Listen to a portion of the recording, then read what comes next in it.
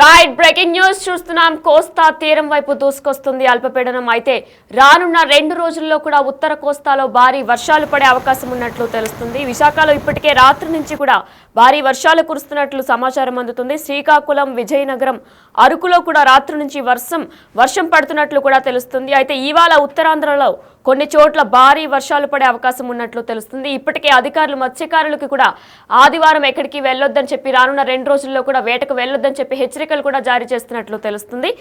అయితే ఆదివారం వరకు మత్స్యకారులు చేపల వేటకు వెళ్లొద్దని హెచ్చరికలు జారీ చేశారు. కళింగపట్నం, విశాఖపట్నం, గంగవరం, కాకినాడ, మచిలీపట్నం పోర్టులకు 3వ నంబర్ ప్రమాద హెచ్చరిక కూడా జారీ చేశారు. మీరు బిగ్ టీవీ స్క్రీన్ మీద చూసుకున్నట్లయితే మ్యాప్లో విశాఖ తీరానికి ఆనుకొని కూడా వర్షాలు రానున్న 2 రోజుల్లో కూడా వర్షాలు భారీగా పడే అవకాశం ఉన్నట్లు కూడా తెలుస్తుంది. మరి ఇది తుఫానుగా మారబోతుందా లేదా అనేది కూడా ఇంకా మనకి తెలియాల్సి ఉంది. ఇదే అంశానికి సంబంధించి మరిన్ని డీటెయిల్స్ అందించడానికి మా ప్రతినిధి రాజు ఫోన్ ఇన్ ద్వారా సిద్ధంగా ఉన్నారు. ఎస్ రాజు, చెప్పండి, అధికారులు ఎటువంటి హెచ్చరికలు జారీ చేశారు? మరి ఎన్ని రోజుల్లో ఈ వర్షం పడబోతుంది? అంటే ఎన్ని రోజుల్లో ఈ వర్షం భారీ వర్షాలుగా పడే అవకాశం ఉన్నట్లు తెలుస్తుంది? అల్పపీడనం ప్రస్తుతం అయితే కొనసాగుతున్నటువంటి పరిస్థితి కనిపిస్తుంది. దీని ప్రభావంతో అటు దక్షిణ కోస్తా, ఉత్తరాంధ్ర మొత్తం అంతా కూడా భారీ వర్షాలు కురుస్తాయని వాతావరణ శాఖ అధికారులు అయితే ఇప్పటికే హెచ్చరికలు జారీ చేసినటువంటి పరిస్థితి కనిపిస్తుంది. ముఖ్యంగా చూస్తే అటు దక్షిణ కోస్తా జిల్లాలకు సంబంధించి నెల్లూరు, ప్రకాశంతో పాటుగా రాయలసీమ జిల్లాలైనటువంటి అన్నమయ్య, అనంతపురం, చిత్తూరు జిల్లాల్లో భారీ వర్షాలు కురుస్తాయని వాతావరణ శాఖ అధికారులు అయితే తెలియజేస్తున్నారు. అతి భారీ వర్షాలకు సంబంధించి అటు ముఖ్యంగా అటు శ్రీకాకుళం, విజయనగరం, పార్వతీపురం, మన్యం జిల్లా, అరకు, విశాఖపట్నం, అనకాపల్లి జిల్లా, కోనసీమ, అంబేద్కర్ జిల్లా, ఏలూరు ఈ జిల్లాల్లో అతి భారీ వర్షాలు కురుస్తాయని వాతావరణ శాఖ అధికారులు అయితే తెలియజేస్తున్నారు. అదేవిధంగా అటు ఎన్టీఆర్ జిల్లాకి సంబంధించి భారీ వర్షాలు కొన్ని చోట్ల కురుస్తాయని అధికారులు అయితే తెలియజేస్తున్నటువంటి పరిస్థితి కనిపిస్తుంది. ఇప్పటికే వాతావరణ శాఖకు సంబంధించి అధికారులు అయితే అంటే మత్స్యకారులకి హెచ్చరికలు జారీ చేశారు. ఎందుకంటే ఆదివారం వరకు వేటకు వెళ్ళినటువంటి మత్స్యకారులందరూ కూడా తిరిగి రావాలని చెప్పేసి హెచ్చరికలు జారీ చేసినటువంటి పరిస్థితి ఉంది. ఎవరూ కూడా వేటకు వెళ్ళొద్దని తెలియజేసినటువంటి పరిస్థితి కనిపిస్తుంది. అయితే ముఖ్యంగా చూస్తే ఇక్కడ రైతులకు సంబంధించి తీవ్రమైనటువంటి భయాందోళనలు అయితే ఉన్నాయి. అటు శ్రీకాకుళం నుంచి నెల్లూరు వరకు ఉన్నటువంటి వరి రైతులు తీవ్రమైనటువంటి ఇబ్బందులు గురయ్యే అవకాశం అయితే కనిపిస్తుంది. రానున్నటువంటి అంటే దాదాపుగా ఈ రోజు వరకు కూడా తీవ్రమైనటువంటి అల్పపీడనం ఉన్నటువంటి నేపథ్యంలో ఇది ముఖ్యంగా వాయుగుండంగా మారుతుందా, ఇలాగే కంటిన్యూ అవుతుంది అనేది ఇప్పటి వరకు అధికారులు అయితే అంచనా వేసినటువంటి పరిస్థితి లేదు. దీంతో చేతికొచ్చినటువంటి పంట విషయంలో ముఖ్యంగా వరిని చాలా మంది హార్వెస్టింగ్ చేస్తున్నారు, కోతలకు వస్తున్నారు. ఆ పనుల మీద ఇప్పటికీ కూడా చేలోనే పనుల మీద పంట ఉన్నటువంటి పరిస్థితి ఉంది. కొన్ని చోట్ల నూర్పు చేసినటువంటిది ధాన్యాన్ని ఆరబెడుతున్నటువంటి పరిస్థితి అయితే కళ్ళల్లోనూ రోడ్ల మీద ధాన్యాన్ని ఆరబెడుతున్నారు. వీళ్ళందరూ ఈ వర్షాలతో మొత్తం 6 నెలలు పండించినటువంటి పంట నాశనం అయిపోతుందని భయాందోళనలో ఉన్నటువంటి పరిస్థితి ఉంది. ఇప్పటికే వాతావరణ శాఖ అధికారులకు సంబంధించి కూడా కొంత జాగ్రత్త వహించాలని హెచ్చరికలు జారీ చేసినటువంటి పరిస్థితి ఉంది. దీనికి తోడు 55 కిలోమీటర్ల నుంచి 65 కిలోమీటర్ల వేగంతో ఈదురుగాలులు వీస్తాయని వాతావరణ శాఖ అధికారులు అయితే తెలియజేస్తున్నారు. ముఖ్యంగా చూస్తే మన్యం జిల్లాకు సంబంధించి ఏజెన్సీ ప్రాంతాలైనటువంటి అల్లూరు సీతారామరాజు జిల్లా, పార్వతీపురం, మన్యం జిల్లాలకు సంబంధించినటువంటి ఏరియాలు మొత్తం అంతా కూడా భారీ వర్షాలు కురుస్తాయని తెలియజేస్తున్నటువంటి పరిస్థితి కనిపిస్తుంది. దీనికి తోడు ఇప్పటికే శీతాకాలం కావడంతో గడిచినటువంటి 3-4 రోజుల నుంచి ఉన్నటువంటి ఉష్ణోగ్రతలకు తోడు అంటే తగ్గినటువంటి ఉష్ణోగ్రతలతో ఇప్పుడు వర్షానికి సంబంధించినటువంటి చలి కూడా భారీగా పెరుగుతున్నటువంటి పరిస్థితి ఉంది. ఈ నేపథ్యంలో కొన్ని జాగ్రత్తలు తీసుకోవాలని అధికారులు అయితే తెలియజేస్తున్నారు. అటు కళింగపట్నం, నిజాంపట్నం, విశాఖపట్నం, కాకినాడ పోర్టులకు సంబంధించి ఇప్పటికే 3వ ప్రమాద హెచ్చరికను జారీ చేసినటువంటి అధికారులు ఈ అల్పపీడనం తీవ్రత ఏ స్థాయిలో ఉంటదనేది ముందుగానే హెచ్చరికలు జారీ చేసినటువంటి పరిస్థితి ఉంది. ఇప్పటికే అధికార యంత్రాంగాన్ని రాష్ట్ర ప్రభుత్వం కూడా అప్రమత్తం చేసింది. ఇది తమిళనాడు వైపు దాని కదలికలు ఉన్నా కూడా వర్షాలు మాత్రం పూర్తి స్థాయిలో ఆంధ్రప్రదేశ్ మీదే ఉంటాయని వాతావరణ కేంద్ర అధికారులు అయితే తెలియజేస్తున్నారు.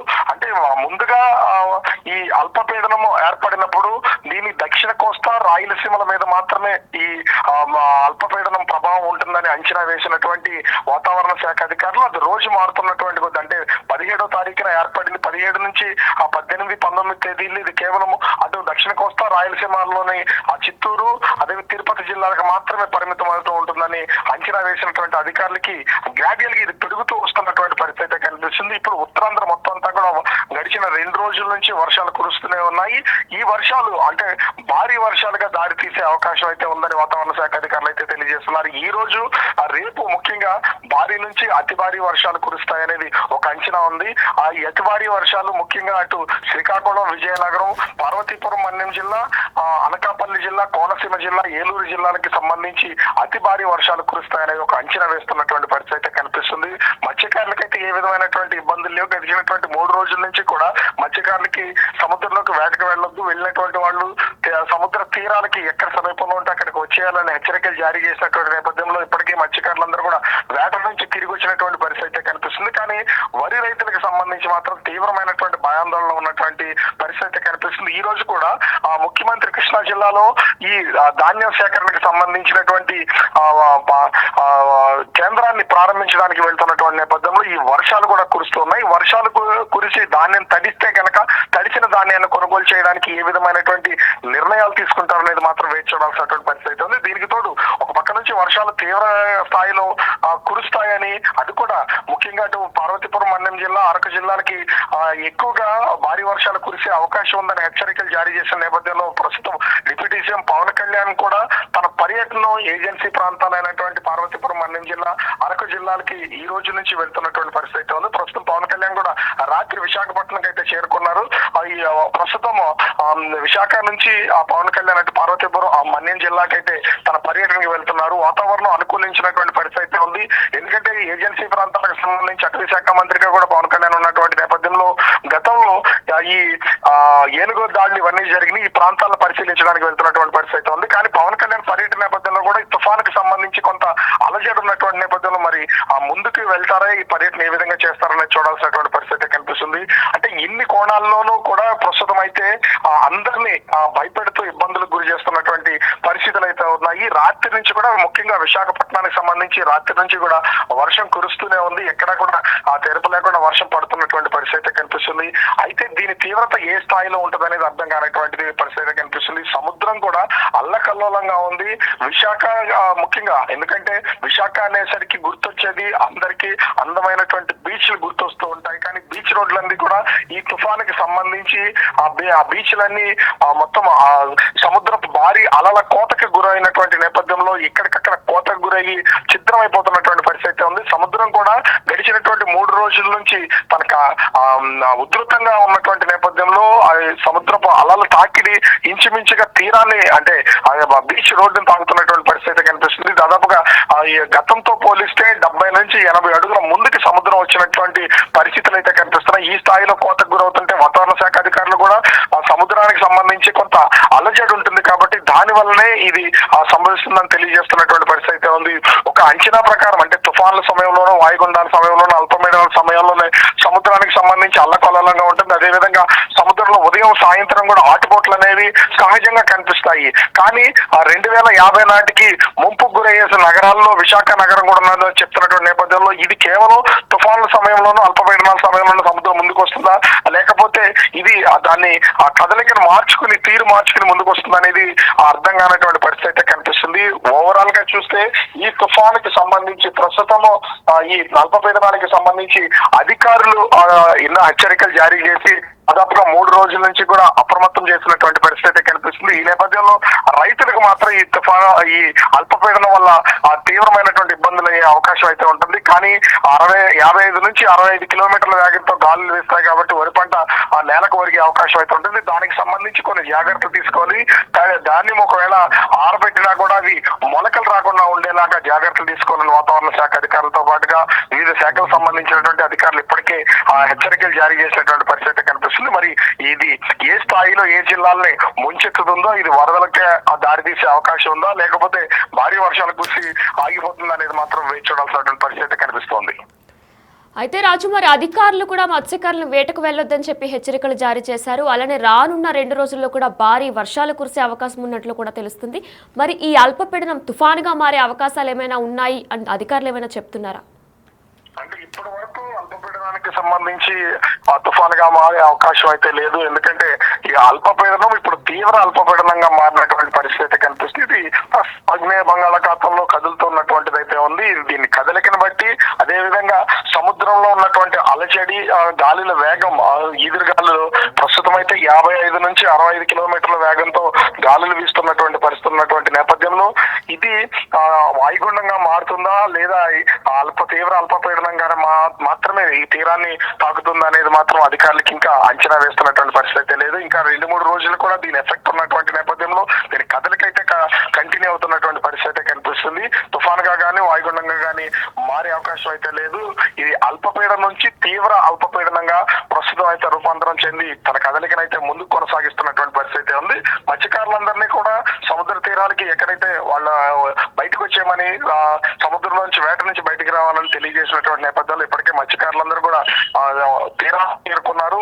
వాళ్ళ బోట్లని జట్టీలకి పరిమితం చేసినటువంటి పరిస్థితి కనిపిస్తుంది. గడిచినటువంటి నెల రోజుల నుంచి కూడా ప్రతి 4-5 రోజులకి ఒకసారి తుఫాను హెచ్చరికలు వస్తున్నటువంటి నేపథ్యంలో మత్స్యకారుల పరిస్థితి కూడా కొంత ఆందోళనకరంగా ఉంది. ఎందుకంటే వేటకు వెళ్ళడానికి అవకాశం లేకుండా పోతుంది. వేటకు వెళ్ళిన 2-3 రోజులకే మళ్ళీ వాతావరణ శాఖ అధికారులు హెచ్చరికలు జారీ చేస్తున్నటువంటి నేపథ్యంలో వాళ్ళంతా కూడా మళ్ళీ తిరిగి వెనక్కి వస్తున్నటువంటిది అయితే కనిపిస్తుంది. దీంతో కొంతవరకు నష్టపోతూ ఉన్నటువంటిది అయితే ప్రస్తుతం మత్స్యకారుల విషయంలో తెలుస్తున్నటువంటిది ఉంది. ఇప్పటికే అటు వ్యవసాయానికి సంబంధించి తీవ్రమైనటువంటి ఇబ్బందులు ఉన్నటువంటి నేపథ్యంలో అటు వాతావరణ శాఖ అధికారులు కూడా తెలియజేస్తున్న దాని ప్రకారం చూస్తే ఈ భారీ వర్షాలు కురుస్తాయి. ముఖ్యంగా ఇటు సముద్ర తీర ప్రాంత జిల్లాలైనటువంటి ఉమ్మడి విశాఖ జిల్లా, ఉమ్మడి విజయనగరం, ఉమ్మడి శ్రీకాకుళం జిల్లాలతో పాటుగా ఉమ్మడి తూర్పు గోదావరి, పశ్చిమ గోదావరి, కృష్ణా జిల్లాలకి దీని ప్రభావం, భారీ వర్షాల ప్రభావం అయితే ఎక్కువ కనిపిస్తుంది. గుంటూరుకి కొంతవరకు ఈ వర్షాల ప్రభావం అనేది ఎక్కువగా ఉండదు. ఈ రోజు వరకు అయితే ఎక్కువగా ఉండదు అనేది తెలియజేస్తున్నారు. అదేవిధంగా ఉమ్మడి ప్రకాశం, నెల్లూరు జిల్లాలతో పాటుగా చిత్తూరు, అన్నమయ్య జిల్లా, అనంతపురం జిల్లాలకి సంబంధించి కొంత భారీ వర్షాలు కురుస్తాయని తెలియజేస్తున్నటువంటి పరిస్థితి ఉంది. కానీ ఈ అల్పపీడనానికి సంబంధించి అతి భారీ వర్షాలను మాత్రం అటు కోనసీమ జిల్లా, అల్లూరు జిల్లా, పార్వతీపురం మన్యం జిల్లాకి, అనకాపల్లి జిల్లాలకి, ఏలూరు జిల్లాకి సంబంధించి హెచ్చరికలు ఉన్నటువంటి నేపథ్యంలో ఈ ప్రాంతాల్లోనే ఎక్కువగా వరి రైతులు సాగు చేస్తున్నటువంటి పరిస్థితి కనిపిస్తుంది. ఎందుకంటే ఆంధ్ర అన్నపూర్ణగా ఉన్నటువంటి అటు ఉభయ గోదావరి జిల్లాల్లోనే భారీ వర్షాల హెచ్చరికలు ఉన్నటువంటి నేపథ్యంలో హార్వెస్టింగ్ సీజన్ కావడంతో కొంతవరకు రైతులైతే భయపడుతున్నారు. మరి అధికారులు చేసినటువంటి సూచనలు రైతులు పాటిస్తున్నటువంటి పరిస్థితి కనిపిస్తుంది. భారీ వర్షాలు కురిస్తే మాత్రం ఆ లోతట్టు ప్రాంతాలకు సంబంధించినటువంటి ప్రజలను ఏ విధంగా వాళ్ళని ముంపు లేనటువంటి ప్రాంతాలకు తరలించాలనే దాని మీద కూడా అధికారులకైతే ఒక అంచనాకు వచ్చినటువంటి పరిస్థితి ఉంది. కానీ వర్షాలు ఎక్కడ అంటే పర్టికులర్ ఏరియాల్లో కురుస్తాయి, పర్టికులర్ ఏరియాల్లో ఈ పిడుగులు పడతాయి అనేది ముందుగానే వాతావరణ శాఖ హెచ్చరికలు జారీ చేస్తుంది. అట్లాంటి హెచ్చరికలు ఏమి లేవు. కొన్ని ప్రాంతాల్లో భారీ వర్షాలు కురిసే అవకాశం ఉందని తెలియజేసినటువంటి నేపథ్యంలో ప్రస్తుతం అయితే ఎక్కడ భారీ వర్షాలు కురుస్తాయనేది పూర్తి స్థాయి అంచనాలు అయితే లేనటువంటి పరిస్థితి ఉంది. ప్రస్తుతం ఎక్కడ చూసినా కూడా సముద్ర తీర ప్రాంత జిల్లాలైనటువంటి అన్ని ప్లేసెస్ లో కూడా మేఘాలు మొత్తం ఎక్కడికక్కడ కమ్మేసినటువంటి పరిస్థితి ఉంది. మరి వర్ష తీవ్రత ఏ విధంగా ఉంటుంది, ఏ జిల్లాల్లో భారీ వర్షాలు కురుస్తాయనేది మాత్రం చూడాల్సినటువంటి పరిస్థితి ఉంది. అధికార యంత్రాంగం ఇప్పటికే సంసిద్ధమైనటువంటి పరిస్థితి ఉంది. వాతావరణ శాఖ కూడా ఎప్పటికప్పుడు అటు తీవ్ర అల్పపీడన కదలికను తెలియజేస్తూ అటు ప్రజల్ని, ప్రభుత్వాన్ని, రైతుల్ని కూడా సంసిద్ధం చేస్తున్నటువంటి పరిస్థితి కనిపిస్తోంది. Right, thank you Raju. Yes, మనం మ్యాప్లో చూసుకున్నట్లయితే కూడా కోస్తా తీరం వైపు దూసుకొస్తున్నట్లు అల్పపీడనం కనిపిస్తుంది. విశాఖపట్నానికి దగ్గరగా కూడా మనం మ్యాప్లో చూసుకున్నట్లయితే విశాఖపట్నం చుట్టూ కూడా రానున్న 2 రోజులు కూడా తుఫాను భారీగా పడే అవకాశాలు కనిపిస్తున్నట్లు కూడా మ్యాప్లో కనిపిస్తుంది. అయితే ఉత్తర కోస్తాలో కూడా భారీ వర్షాలు పడే అవకాశం ఉన్నట్లు తెలుస్తుంది.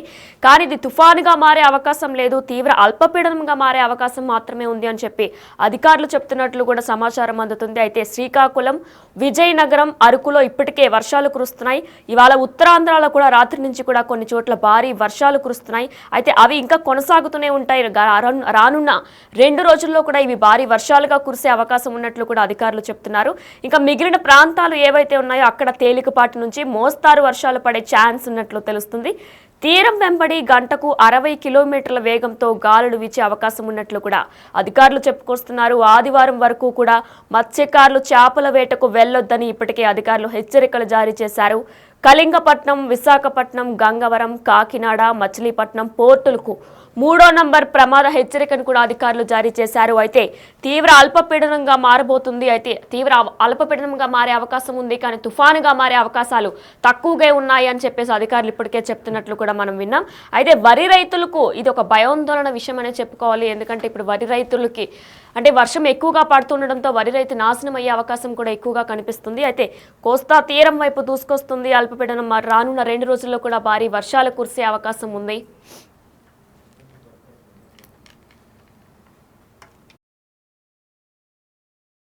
నైరుతి బంగాళాఖాతంలో ఏర్పడ్డ అల్పపీడనం తీవ్ర అల్పపీడనంగా మారుతున్నటువంటి పరిస్థితి అయితే ఉంది. అయితే ఎక్కడెక్కడ వర్షాలు కురిసే అవకాశం ఉంది? ప్రస్తుతం మనతో పాటు విశాఖ వాతావరణ కేంద్ర అధికారి కేవీ శ్రీనివాస్ గారు ఉన్నారు. సార్, అంటే ఆంధ్రప్రదేశ్ మీద ఈ ప్రభావం ఎంతవరకు ఉంటుంది? ఏ జిల్లాలకి ఎక్కువ వర్షపాతం నమోదే అవకాశం ఉంది? ఇప్పుడు ఈ అల్పపీడనం ఈరోజు మరింతగా బలపడి తీవ్ర అల్పపీడనంగా అయితే మరి ప్రస్తుతం ఇది నైరుతి బంగాళాఖాతంలో అయితే ఉంది. అది క్రమే నెక్స్ట్ 24 అవర్స్లో అయితే ఇది నార్త్ వెస్ట్ డైరెక్షన్లో వెళ్తూ నార్త్ తమిళనాడు సౌత్ ఆంధ్ర కోస్ట్కి చేరే అవకాశం ఉంది. ఫర్దర్గా నెక్స్ట్ సబ్సిక్వెంట్ 24 అవర్స్లో ఈ మూవ్స్నే నార్తర్లీ డైరెక్షన్లో వెళ్ళి ఇలా ఆల్మోస్ట్ ఈ డైరెక్షన్లో అంటే మన ఆంధ్రప్రదేశ్ కోస్ట్కి ప్యారల్గా అంటే అలాంగ్ ది ఆంధ్ర కోస్ట్ వెళ్ళే అవకాశం ఉన్నట్టుగా మనం నెక్స్ట్ ఈ ఫోర్కాస్ట్ చేస్తున్నాం. అతి తీవ్ర అల్పపీడనంగానే ఉంటుందా, లేకపోతే ఇది వాయుగుండంగా మారే అవకాశం ఏమైనా ఉందా? అంటే ప్రస్తుతం వరకు చూస్తే అటువంటి ఇండికేషన్స్ అయితే మనకైతే కనిపించట్లేదు. It is likely to move as a well marked లో ప్రెషర్ ఏరియా. అంటే తీవ్ర అల్పపీడనంగానే ప్రస్తుతం వరకు అయితే కొనసాగే ఛాన్సెస్ అయితే ఉన్నాయి. అంటే రానున్న 3 రోజులు ఏ జిల్లాల్లో ఎక్కువగా వర్షపాతం నమోదయ్యే అవకాశం ఉంది? భారీ వర్షాలు ఎక్కడ కురుస్తాయి? నెక్స్ట్ కమింగ్ 3 days వరకు చూస్తే ఇటు దక్షిణ కోస్తాలో ఒక మాదిరి వర్షపాతం అంటే రైన్ఫాల్ డిస్ట్రిబ్యూషన్ చూస్తే ఈ రోజు వరకు అయితే మెనీ ప్లేసెస్ మనకి చెప్తాం. అంటే పలు ప్రాంతాలు అలాగే ఉత్తరాంధ్రలో కూడా పలు ప్రాంతాల్లో ఈ యాక్టివిటీ ఉత్తరాంధ్రలో అయితే నెక్స్ట్ 3 days వరకు కూడా ఉండే ఛాన్స్ ఉంది. అలాగే ఈ రోజు వరకు చూస్తే మనం ఒక భారీ వర్ష సూచన మాత్రమే ఇస్తున్నాం కొన్ని జిల్లాలకి. ఇటు రాయలసీమలో ఉంటే తిరుపతి జిల్లా, నెక్స్ట్ నెల్లూరు, ప్రకాశం, దక్షిణ కోస్తాలం, ఉత్తరాంధ్రలో ఇది అనకాపల్లి, విజయనగరం, విశాఖపట్నం, కాకినాడ ఈ జిల్లాలకైతే ఈ రోజు వరకు భారీ వర్షం సూచన ఇస్తున్నాం. రేపటికి ఇది rainfall intensity likely to increase further. And మనం భారీ నుంచి అతి భారీ వర్షపాతం కూడా కొన్ని జిల్లాలకు అయితే రేపటికి ఇస్తున్నాం. అవి విజయనగరం, విశాఖపట్నం, అనకాపల్లి, కాకినాడ ఈ 4 జిల్లాలకు ఉత్తరాంధ్రలోవి.